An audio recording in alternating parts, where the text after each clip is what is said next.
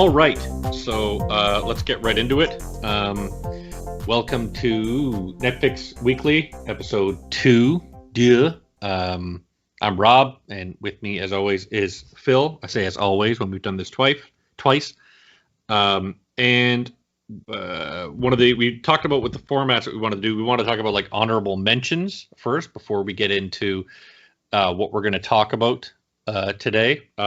So it was after you had brought it. Can we just interrupt that and say how we have what our thoughts are after the first episode and posting it and people talking, if they talked at all. Yeah, that's true. I didn't see any feedback. Did you? Awesome. No. Shit! You know what I realized? We got upvotes. We got like 30. I think it was 30 downloads on the. There you go. On the website. That's a so start. That was we got some likes on the page, the Facebook page. And what's funny, I was like, shit. You know what I got to do? I got to make sure that I get the email and everything set up, and then I totally forgot to do it. But I'll get time. Exactly. We got to get them hooked on episode 2 and 3 first. Right? So they got to be like, these guys aren't just one-trick ponies. Not yet. It was funny. I was saying to myself, too, what I should do is I was listening to a podcast today, and I always find like a podcast, and then I'll listen to, 20 minutes of it. I'll be like, fuck this. I don't like these guys, or I don't like these girls, whatever they're talking about. And I found these two guys today that they're doing a Star Wars podcast. I'm like, whatever. I was just folding laundry, and I turned it on. And they started talking about the one argument I've heard so many people talk about with Star Wars Episode 1 is that... Who shot first? What? Who shot first? Oh, yeah. Well, that's not Episode 1. That's Episode 4. Oh, sorry. Specificity. My bad. Okay. But no, these guys are talking about how racist characters are in Episode 1. And they're talking about like the Mordians being racist and stuff. And they're talking about like Chinese racial stereotypes, and they're bringing a whole bunch of them to it that I had never heard before. And I was like, you know what? You bring your own racial stereotypes to, if you're going to try to force them into anything, usually you're going to bring the ones from your own life experience. And the whole reason I wanted to bring it up is I was like, it'd be funny. We should have a part of every episode called Robb's High Horse, where I'm like, I'm better than people because of this. That's our whole episode. That would be. Every week, that's what we do anyway. So, Robb's High Horse. On this episode, Robb's High Horse is X. That'll be your third podcast. Yeah, right. It's just fuck Robb's High Horse, and it's just an hour of me talking about why I don't like things. I sound like the grumpiest old fucking person whenever I sit there going, I don't like this, I don't like that. I sound like available next week. Robb's High Horse. Robb's High Horse. Only on Spotify. All right. So I'm curious to know what your opinions were of this movie we watched. But before that, we like to talk about honorable mentions. So what were your honorable mentions for this week? What am I going to start with? I'm going to start with The Crimes That Changed Us. It's a new TV show that is a biography type series, looking at the crimes that have been like prolific, the crimes that have been basically viral video in the age that we didn't have viral video, caught people's attentions and changed us. Is it a Netflix show? No. Oh, that's why it's on honorable. Yeah, mentions. Honorable mentions. That's right. But it covers all sorts of stuff like the bombing at the Olympics, where the security guard was they tried to frame him for it. Yep. I say frame him, but they tried to get him on it. What else? Yeah, that was a 1978 Olympics, I think. I can't remember because my mind. But also the Menendez brothers, and a bunch of other. Every episode is really well done. It goes into like basically what people were watching and looking at, like how the cases unfolded through time, and showed news reports and how it was reported. It was pretty good. Nice. How many episodes are there? Oh boy. Or I'm assuming, is it a new show? I think it's new. I'm pretty sure it's new, and it's I think it started this year, and it's from like some like lower channel like you wouldn't hear of usually. Oh, okay. Sorry, I'm not more prepared on that front. But lower channel. Just look it up, and you'll see it's really good if you can watch it wherever you are.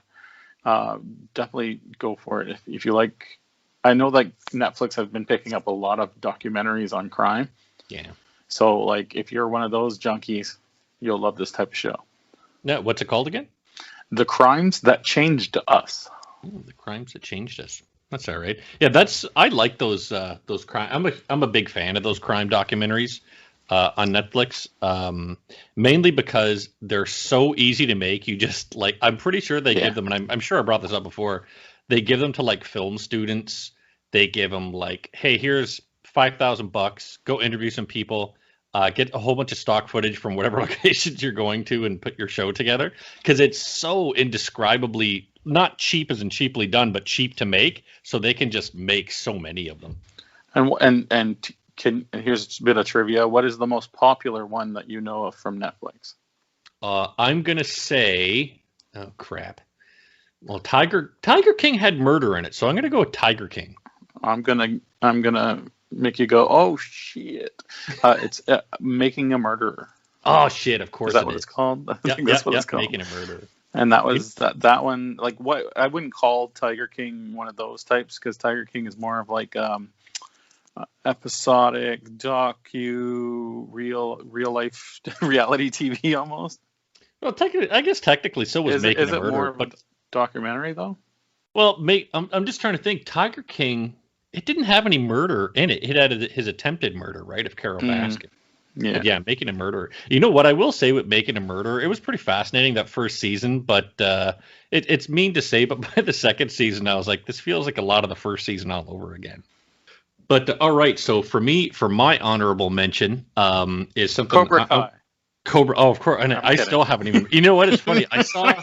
Shit. What did I see? There's like a game of Cobra Kai, like some fucking app. I'm like, my God. Ever since we talked about it, I'm seeing it pop up fucking everywhere now. We're gonna talk shit until we finally watch it one week. Maybe it'll be a lead up to episode 10 or something.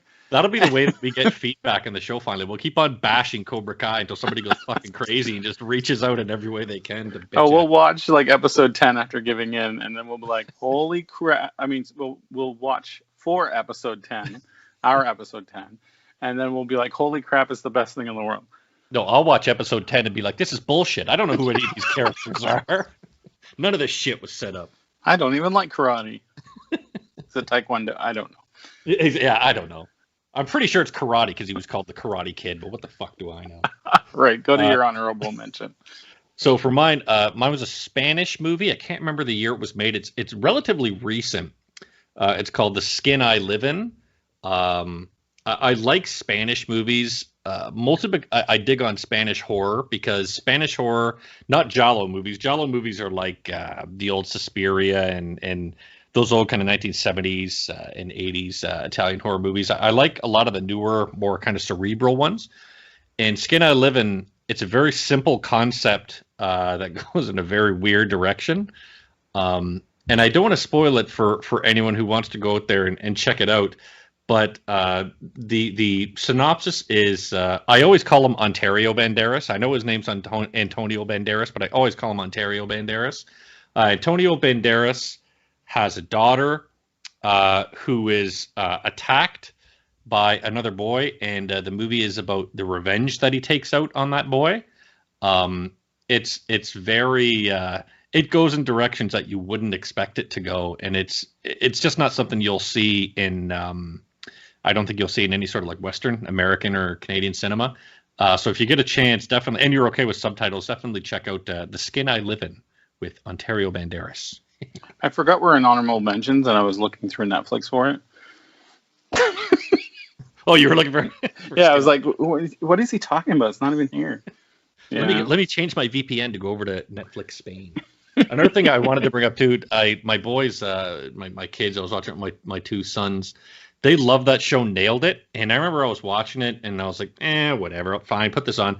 That black girl, Nicole, I can't remember her last name, Nicole something, but Byers or something. I can't remember. That Nicole woman Byer. is Byer. Yeah, she is fantastic to watch. She is just full of charisma. She's so much fun to watch, and plus the show is a lot of fun. But I tell you, every time they bring that show on, as long as she's there, I'm having a ball watching that show. And I know it's a Netflix one, so it's not really an honorable mention, but I want to. You're fired. Get out of here. Yeah, exactly.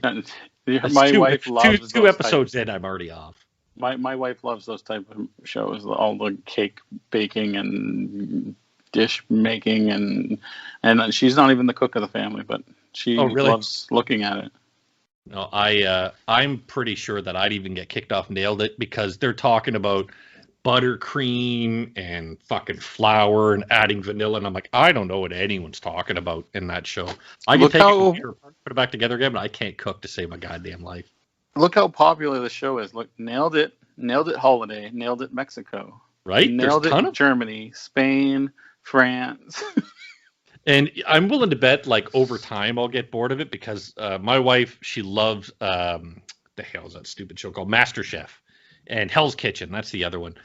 Oh, I've watched Hell's Kitchen. I'll watch like a season, and then it's effectively the exact same friggin' thing every single season. And I get bored of them. I don't care about this. Like, I don't tell me who wins at the end, and that's all I give a shit about. But Nailed It keeps me constantly interested. And I think it's because it's a revolving door of people. You know what I mean? Like it's not the same contestants. It's a revolving door of people. Yeah. I like Chopped, so. Oh, Chopped, yeah. Show. I've heard of Chopped. It's no, what am I thinking of? Is Chopped the one where they have like an hour to make something? Yeah, something like that. It's a certain time limit, and it's 3 people that have to go against each other. Oh. And then you know what I'm thinking of? Iron 3 Chef, or 4, and then they get dwindled down. Now, Iron Chef is the one that has the guy that was in Double Dragon. That's how old I am dating myself. He was in the movie Double Dragon. He's well, whatever. We're getting off topic, but yeah, Iron Chef is not a show I've watched either. I only know it's got the guy from Double Dragon in it. So going on to keeping the ball rolling on Netflix, unless you have any other honorable mentions. Nope, none for me. Jurassic World Camp Cretaceous. Oh, that's right. Yeah, you brought that up. I'm a big fan of Jurassic World franchise. Huge fan. And I have pushed it onto my son. He has to do it no matter what. I mean, he loves it. And I got him into Jurassic World, and he's watched all the Jurassic Park and World movies. And then Camp Cretaceous came along, and of course he's a 7-year-old. He's 6. He's a 6-year-old kid, and he loves the show. He asked to watch it with me, and I'm like, sure, I really want to watch it because I heard that it was canon. Oh God, okay. So it's a show about these kids that go to Jurassic World for the Camp Cretaceous part of the park, and the park during Jurassic World goes ape crap monkey bat shit crazy, right? Yep. And so does Camp Cretaceous. Okay. So all these things are happening side by side, like at the same time. Is it made like remember Rescue Bot? I'm sure, because you have kids, you saw Rescue Bots that kind of, I wouldn't call it like preschoolish, but very young Transformers. You know what I mean? More like, I think it's made more for like 10 to 14-year-olds. Really? Okay. But because it's got like, it's a little bit more older than a 7-year-old, but okay. It can be for anybody. And so the show goes through basically what happens right as Jurassic World's going nuts, and then afterwards a certain number of days, and then the second season picks up from there and goes like 20 days after that. Is there any education to it, or is it more just kind of entertainment? There's actually quite a bit of education. Like one of the characters is a nut and loves to read, and he's like, Dr. Grant this and all that kind of stuff. So he's really into it, and he'll say, he'll be the excited one, like, oh, there's a brontosaurus and blah blah blah blah blah. oh, there's a T-Rex and it was 16 feet long. That's probably right. longer than that. But Speaking of of shows that are like older, your son is not, to the age where he appreciate them yet. My boys, I showed them, and I don't know. You ever, like, as a parent, you make a decision. You're like, I'm going to show my kids this. I'm sure they'll think it's comical, and then they don't stop fucking watching it for 800. Like, you've seen it 1,000 times. You're like, why did I ever show this to them? My boys decided so I was like, you know what? Because they're always talking during movies. Because they see me, I'm talking and fucking making comments and shit while I'm watching movies. So I'm like, hey, you know what they would really like? Mystery Science Theater. And they had that Mystery Science Theater 3000, the new version with Jonah on Netflix. So I showed my sons Mystery Science Theater. They think it is the best thing in the world. They have watched, I swear to God, every episode that's on Netflix right now. They've watched every one of them at least 3 times. And that Mac and Me episode, they've watched it 500 times. How old are they? My boys are 9 and 11. But they think it's the funniest damn thing in the world. So I tried showing them the original Mystery Science Theater, the one with Joel, and then I went on to Mike, and they're like, yeah, this is boring. We don't like this. We like the one with Jonah. And I'm like, it's the exact same goddamn thing. It's just one different person. And they're like, nope. Jonah's funny. But Jonah's not there. And so they made up their own characters. Like, if I was on it, I would be there. I'm like, oh my God, this was a mistake to ever show you boys this, because you can watch Mac and Me and yeah, it's funny, haha, a couple times, the joke's still funny.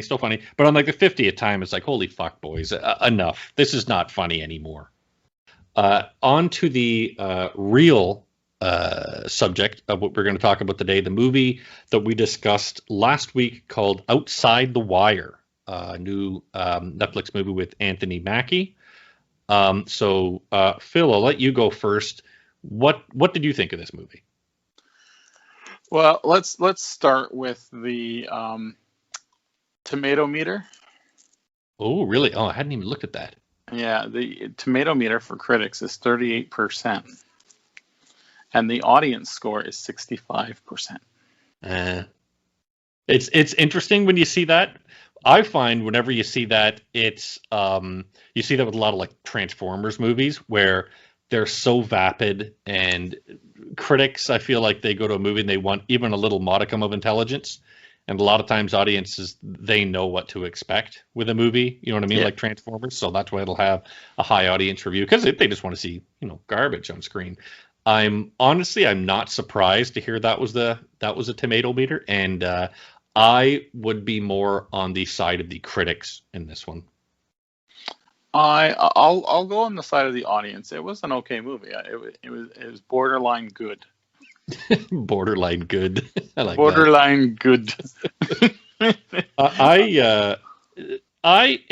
For me, I'm a nitpicker, and that's one thing you'll find out as we continue with this show. I'm a real nitpicker of movies, and right out of the gate, as soon as this movie, they have these things called, that they nicknamed Gumps. I'm not sure what their real name is, but they call them Gumps.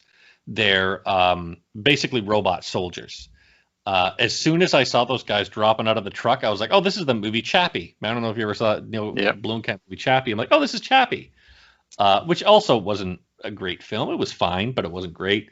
But the first thing, as soon as I saw the Gumps, I kind of got that, hey, maybe they'll be goofy and do funny things, or they'll be Battlestar Galactica and they'll be pure evil. Like, I didn't know what direction they would go. The first thing that came to mind was they'll turn on us? Yeah, right, exactly.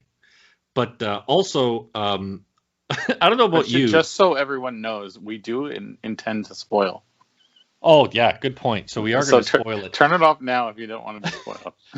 But when I was watching this movie, not that I kind of knew, but you kind of get the message the movie was going to try to say. At least I got it, and I was very, not off the mark, but it was like a shotgun blast. But I had a general idea as where these types of movies go.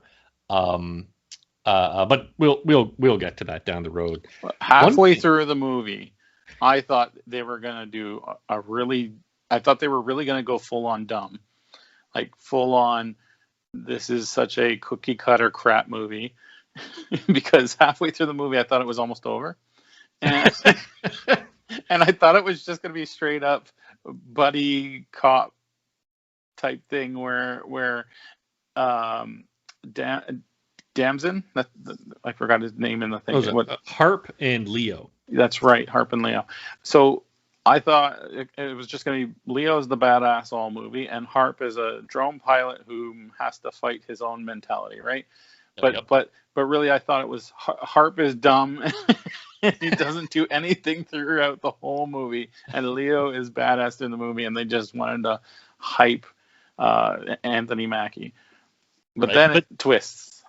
Well, for me, so I got even dumber than that. I was watching it, and same as you, this movie has a lot of like fucking false stops where you're like, oh, this is the end. Oh, nope, there's another half an hour. Oh, okay. I thought it was going to go in the direction where Leo, Leo's Anthony Mackie's character. And just to, I don't think it's a spoiler to say out of the gate, he's not entirely human. We've thrown that away. Yeah, exactly. Like, it's pretty obvious from the fucking commercial, but whatever. I thought it was going to be android people. Yeah, and another thing too, they don't make that really well known. I'd say until about 50% in the movie, which maybe was part of the point. But I was like, is he a man that's been like genetically enhanced? Was he a man like RoboCop who was injured? They don't tell you until about 50% in. But no, sorry, where I thought it was going was way stupider than where you thought it was going. I went that extra level down.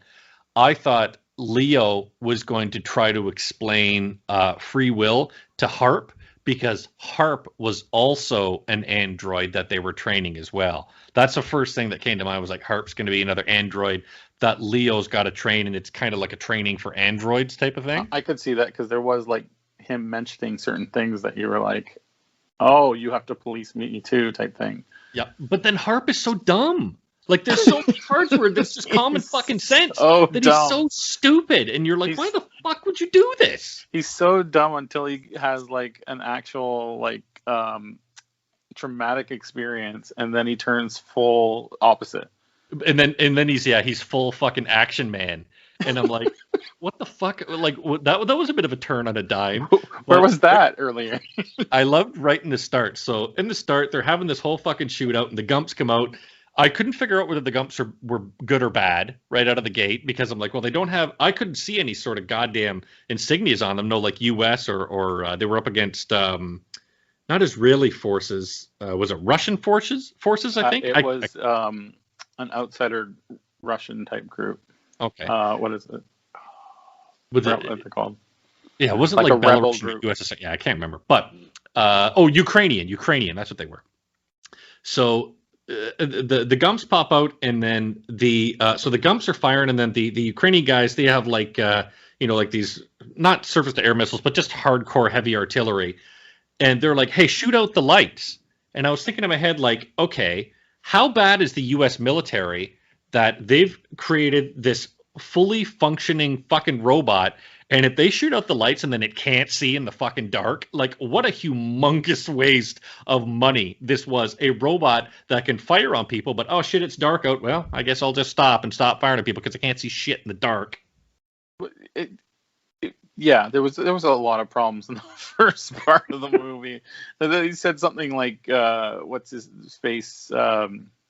Harp had 56,000 hours of drone pilot experience, only if he was like doing this since it was 7 or something. It was like, do the math. Well, there was one thing that he says, he's like, oh, they've been collecting information since the end of the Cold War. And the movie says in the start it's 2036.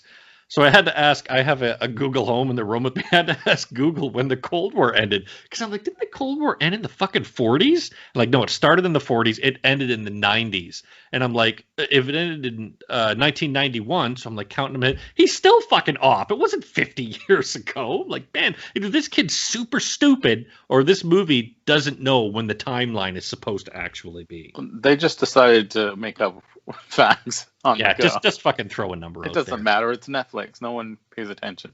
Also, so I love Harp gets, hey, you're not allowed to kill people. This is the army. We don't kill people, I guess. I don't know. I still can't figure out why the fuck he was court-martialed. Because he killed his own troops. No. He was court-martialed because he didn't follow his command. Okay. But even though he killed 2 guys, but saved, what was it, like 38 others? But again, yeah, whatever. Technically not his call. This is just, the plot has to happen. Let's get him, so he's got to hang out with Leo. Yeah. So they go to this fucking Air Force base, and it's pouring rain. And again, I know this is nitpicky. Pouring rain. Kevlar or Hector, whatever the hell the other general is, he says, hey, go find Leo, or yeah, General Kevlar. General Kevlar. He says, go find Leo, he's inside. So Harp walks inside, and I don't know if you noticed, but he walks in, he's shaking his hat off because he's soaking wet, puts his hat back on, and then he opens this door, and in this door, his backpack like bangs into the wall, and they're like, shh, telling him to be quiet. They cut back to him, he's totally dry. So it's been like 5 minutes. He's now perfectly fucking dry. I'm like, well, he dried pretty fast. But also, hey, you know those malls, and you go in the doors, and they have those blowers. It's like they have those fucking dryer. But also, they tell him, shh, be quiet. I'm like, who the fuck is going to be quiet on an Air Force base? Do you see the helicopters going by? Yeah, let's let this fucking helicarrier go by outside and shh, whisper to it, like, turn off 2 of those engines. It's got to be quiet. So he can listen to his fucking jazz music, I guess. And then, so he goes and he meets Harp, and then they should have just called, I bet the chapter or when they were building the script, I'm willing to bet this chapter was just called Exposition.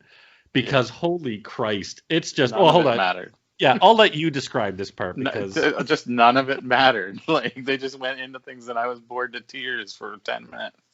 Just say, well, did you know these can do this? And Victor, so I also like they're like, if Victor Corvo got hold of those nukes, he could destroy all of the world. And then it shows New York, California, and then back to their conversation. I'm like, wow, that's all the world, eh? New York and fucking California. There's nowhere else on this entire planet. What you don't know is the map changes based on the Netflix location you're at. And they just have Anthony Mackie. They had him record all these different fucking... different... I'm sorry, that's what they do in China. Never mind. He is about to destroy Madagascar. He is about to destroy New Zealand. Yeah, exactly. Oh. But all right, so... Keep going. Another thing I thought was funny was why is it that Harp and Leo, they're gonna like, okay, we got to drive into this demilitarized zone or the death zone, or they gave it a stupid fucking name. It's like the Rubik's Cube zone or something, I don't know.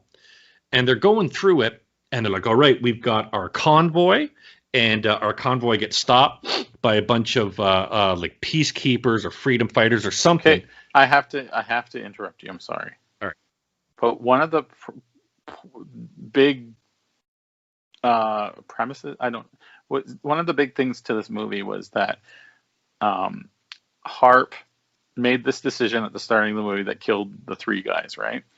Okay. And so when he gets to the base, that group of soldiers happen to be there and beat him up, and showing that like, you're an ass for doing that to our people, whatever.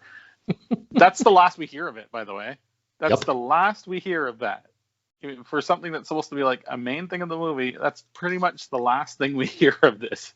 They go out and they have their convoy, and they have all these guys and these Gumps and whatever with them, but there's no fucking drones. I'm like, weren't drones going to be an important part? Like, I would think that Harp's what he'd be able to contribute is drones would be coming from there, the drones would be coming from there. Instead, all Harp does is go, I'm scared. And then he's scared. Oh shit, what do I do? And then Leo's got to go run this way, go that way, Harp is so fucking useless in this firefight. This guy must have some sort of fucking training as a Marine, but he is painfully fucking useless. No, when you're on your computer since you were 7, you don't have to go up. And you know what? They should have had fucking Harp like figuring out the different ways that, you know what, to go around them, we could go that way, then we could go that way, then we could, like, he doing all the shit that he would do in his fucking Yo, Harp, it's over. We've already beat this level. Also, one thing that's pretty obvious in this movie, I noticed it when they got to this part, is it's got that Marvel sterility. So there's no war gore. Like we've all seen, like Saving Private Ryan and movies like this where wars can get like pretty gory. There's zero gore in this movie. The entire R rating for this went to the swearing, which is... You're kidding me. It was R rated? Right. I thought it was, because there's so much fucking swearing in it, but there's like a guy gets shot, but at least I didn't see any digital blood splatter, but there was like, boom, we shot this guy in the head and there's a of blood. I'm like, come on, man, that guy's head should have fucking exploded like a goddamn watermelon.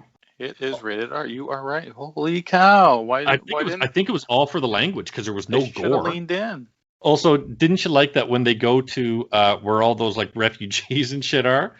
I love in movies where they go to where refugees are. They're living in squalor. You know what I mean? Everybody is eating out of a trough, but they always somehow seem to have crystal clear TV reception, and everyone saw the TV right away, huh? And the TV that's playing like fucking 50 feet above from everybody. Everybody in the entire place can hear it. They must have like the best CNN. Surround sound speaker system. Also, this is where I had not the biggest problem, but where I was like, okay, this is taking me out of this movie a little bit. Can I guess? Okay, yeah, go ahead and guess. I might be way off, but it kind of threw me for a loop. Does it have to do with the sniper? No. Okay, you start. All right. You do your thing. So for me, Anthony Mackie says, do you ever wonder why I look the way I look? And he's like, what do you mean? He's like, my sleeve may say USMC, but I'm made to look non-threatening to people. I can walk up to people and they like to look at me. I'm an easy face to look on. I make people calm. You know, nobody gets afraid of me. And I was like, oh, okay.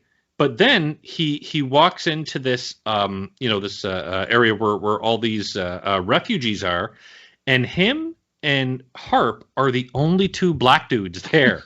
And I'm like, if you really wanted to not stick out like a sore thumb, why did you make this guy a black guy? I have to imagine that you could be, okay, let's change his skin because we can make his skin translucent. Yeah. Let's change him to look like a Ukraine dude, so he just fucking fits in with everyone. Why does he look like Anthony Mackie? That didn't make a lick of goddamn sense. And as soon as he says that, he's like, I'm designed to be not threatening. I'm like, are you out of your mind? I'm willing to bet that some of the younger kids there have never seen a black person because of where they are. They're surrounded by a bunch of Ukrainian refugees. And then you show up, they're going to be, hey, do you have any idea who the guy might have been? Probably that black guy that I've never fucking seen before in my life, and I've never seen another black dude, so I could pick him out, no problem. Why did they make him a black guy? Everywhere they walk, they are stared at like they're evil. Yep. Not necessarily because they're military here. I think but every scene, they stick out like sore thumbs because they don't have beards. They're very well built. They're always wearing like clothes that, show off their bodies because they're well built guys. And they're black guys. And I'm like, why the fuck didn't they sprinkle in a couple of black dudes around this refugee camp to make them not stick out like fucking sore thumbs? But all right, I'm anxious to hear your thing about the sniper. Well, okay, so we're in this area that's filled with people, and it's pretty much like a train yard type idea, or what do they call them? The things, the shipping containers. There's like a bunch of shipping containers there. And a guy goes on top of the shipping container and then walks on it. I'm sure people are hearing him thump, thump, thump. Lays down with a sniper going over top of the edge of the thing. And no one sees him. Even the guard that's pointed right at him. The guard that's supposed to be watching for shit like this. And he's got a clear shot. No one cares. But then Anthony Mackie he jumps right into John Wick mode. My next point is Anthony Mackie says to Harp, hey, I'm a robot and I cost billions of dollars, But you know what I'm not? I'm not bulletproof. In fact, you can cut me with a knife like a fish. You know, like when you're filleting a fucking fish? You could do that to me. And I'm thinking in my head, why in the sweet name of fuck would they have spent so much money to make a machine that you could like stab with a knife? Like, that's so fucking stupid. They want him to feel. So he cuts into his back, and the way they show the camera shot, it's like he's fucking filleting a fish. He's just cutting down the side, and he pulls out this little transponder, or, you know, whatever. And I'm like, okay, I've seen Terminator 2. I know how this part works. You're supposed to take out that transponder and then destroy it. And so Anthony Mackie says, yeah, this is how they track me, with this little transponder. And I'm like, okay. So he takes it out, looks at it, and then puts it in his fucking pocket. What was the point of taking it out of his back if he just put it into his goddamn pocket? It wasn't powered anymore. He's the power source. Oh, was that? I'm being a devil's advocate here. Because I saw that and I'm like, what the fuck was the point? The problem I had with that moment, and I even said to my wife when it was happening, I'm like, he's like you said, sliding the knife down his spine type thing, and he sticks his hand in and he goes, ugh.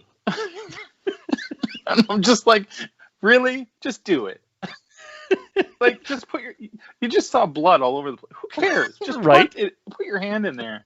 I'm sure it feels good after a long time without your wife. Right, exactly. And Anthony Mackie's not going to care. He's attracted to everybody. Everybody likes how calm they are when they look at Anthony Mackie's face. He's Doctor Who, for all we care. What I do like, too, is, okay, so Harp is a drone pilot with 600,000 hours of experience, and he's trained to be a Marine, and, like, I don't know, if you and I were, like, walking down the street somewhere, I'd be, hey, Phil, yeah, hey, do me a favor, I got this tumor in my back, can you slice into my back with a knife, reach around in there, and pull that thing out for me? I'd be excited. You'd probably be like, hey, you know what I've never done before? I've never touched a tumor. I've never cut into somebody's fucking back. Also, you might die. So it doesn't matter because it's see-through. You're telling me they didn't have one fucking person? Oh, wait, no, the lady they go and meet, she knew that he was a robot, didn't she? I don't know. I thought probably. She did. But I was like, why not have one of the fucking doctors at that place cut it out? Instead, you ask this guy in the back of a Jeep, no less. Like, hey, you know what? Let's stop in the back of this fucking Jeep, and I'll lean forward. You can cut this thing out of my fucking back. I want to think that there was a time before this movie, and that they had this moment, and she was like, no. I know what you're trying to do here. Don't F with me. But you know what? That would be, I wish they had that scene. It's like, hey, Joan Rivers, whatever that girl's name is, can't remember. Can you cut this thing out of my back? And she'd be like, no. Okay, well, thank you. You know who'll do it? Harp. I'll ask Harp. I'll just get someone from. That's the whole reason he got the Harp in there. Stupid. But then, so I like how they had two options. The guys who were making this movie, they said, okay, we can have them go Terminator, or we can have him go John Wick. I think John Wick kids might know John Wick a bit better. So he literally starts doing John Wick shit as he starts getting more kick-ass, right? Leo basically does John Wick stuff, grabbing bones and breaking arms and like the quick shots. There was Terminator in there too. But when he got shot a bunch of times. And that's what I'm like, okay, why isn't he bulletproof then? Like, wouldn't it go through the goo of his fucking skin? Like, it was so plot convenient. It was like, if he's going to be fucking bulletproof, make it impossible to cut through him. And if he's going to be John Wick, let him be John Wick. But you can't mess around and do fucking both. But they did. Yeah, but they did. Maybe that's the answer to this entire movie. You didn't think they were going to, but they did. So, okay, what did you get? What did you think Harp was trying to do at the end of the movie? No, not Harp. I'm sorry, Leo. What was Leo trying to do at the end of the movie? Harp was just trying to be Superman at the end of the movie.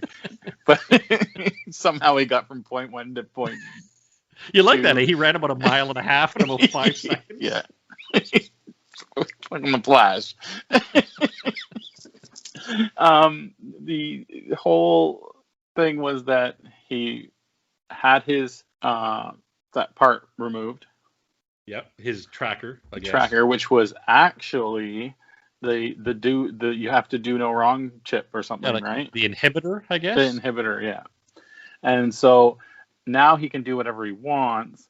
So instead, he sees the bad in giving the U.S. what they want. So he's not going to give Victor what he wants, but instead he's going to nuke the U.S. so that. Yeah, that's what. Yeah, that's about as far as I got. I'm like, this don't make much sense. Is that seriously how far you got? I got as far as, okay, so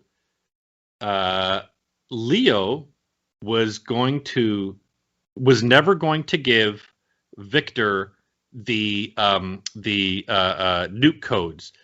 Victor was going to bomb the US with the nuke codes. Yeah. So to show Victor, Leo was going to do the exact same thing that Victor was going to do, that he said he was going to stop Victor from doing. Wow. And, I get it. The whole point is that I'm going to let you continue. See if you get there. Yeah, we'll see if we arrive at this. And then he says to Harp, I see the evil in like just destruction for the sake of destruction. Mm-hmm. So I'm going to destroy the U.S. or at least, like bomb Washington with this nuke. So Washington knows that it was their own robot that did it. Okay, you almost got it.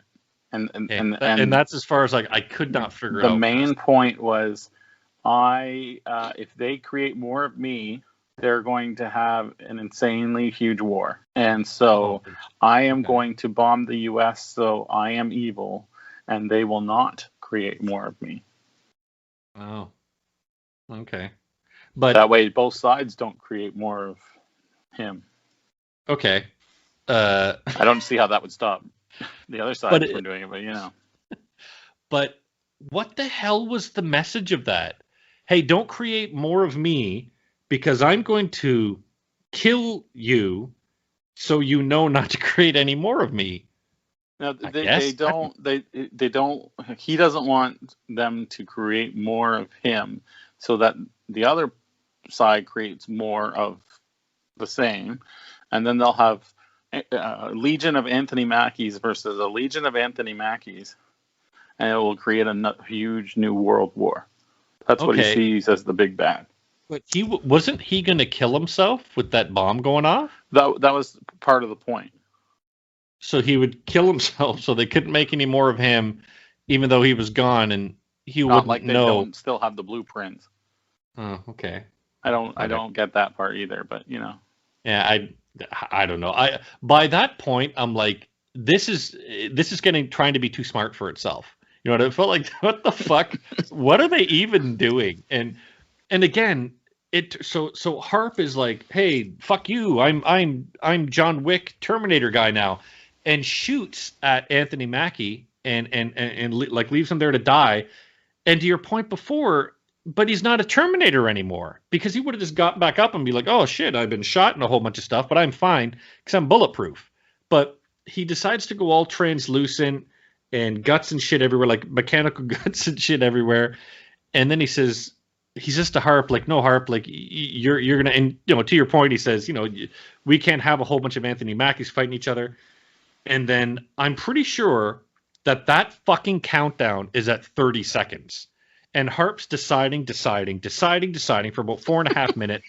And then at 30 seconds, he decides, I should run, because this is a nuclear bomb that is about to explode. Now, the bomb's not about to explode, but the drone missile that they're firing at the nuclear site is going to explode. It's like a bunker buster or something.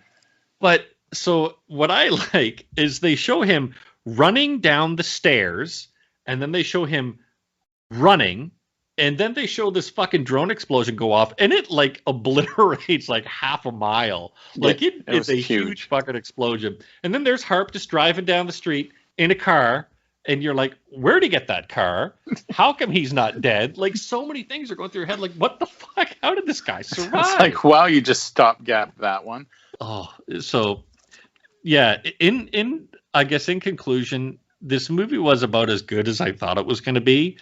I'm never going to watch it again. But it was. You're not going to watch Outside the Wire too? In Outside the Wire 2, this time it's all on the wire. Straight to DVD. We didn't even try Netflix. And they're going to have like the knockoff Anthony Mackie. I don't know who the knockoff Anthony Mackie is yet. I thought Anthony Mackie was the knockoff Anthony Mackie. Knockoff Anthony Mackie. But you know what? I will say this for Anthony Mackie. He's a good-looking guy, and he's walking around this movie. And again, I could not stop thinking about why the fuck didn't they make this robot like a Ukrainian dude that's walking around instead of Anthony fucking Mackie walking around who's like, hey, how you doing? Anthony Mackie, hey, peacekeepers, let me go and talk to you. And hey, look, I'm not holding my guns. Let's shake hands. All right, cool. Like, why did they not make him any more obvious? They like, should have made him purple or something. Right, so I'm walking around in a green bodysuit so they could fucking put whatever they will green screen, whatever they wanted them to look like in the future. That would have made it easy. But yeah, I wouldn't recommend this movie to anyone. It's good if you're like, I'm bored, I want something to watch it, but I wouldn't recommend it to anybody that, hey, this is a great movie to watch. This is a big problem with Netflix movies, which is great because our podcast is pretty much this, but it's that, like, they're forgettable movies. Yep. Like, even by the end, both of us were like, what happened again? Yeah, 65% works. Yeah. And I'm more 38% side. There you go. You're that guy. You're the critic. I'm the audience. But all right, this brings us to the decision of what are we going to watch for the next one. And I've got a sneaky suspicion that I should probably watch fucking Birdbox. I'll watch Birdbox again. I'm good. Well, there were 3 that I was thinking of. There's one called Devil All the Time that I think is a documentary. And I don't know if we want to do documentaries. There might be one that comes out that we could watch. And then there were 2 others that I really want to watch: Trial of the Chicago 7 and Mank. But they're both like 2 hours and 50 minutes long.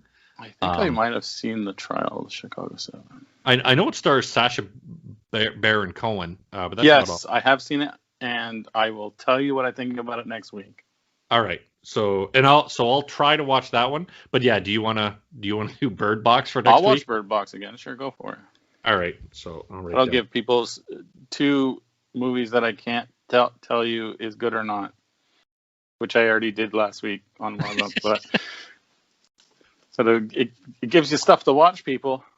You know what? And I'm going to say it preemptively. I have a sneaking suspicion I'm going to be yelling at the screen a lot during Bird Box. I'm just saying it now that when we come back next week, it'll probably be I yell a lot anyway, but it'll probably be a lot of yelling about what I didn't like about Bird Box. But we'll see. I don't know because I haven't seen it.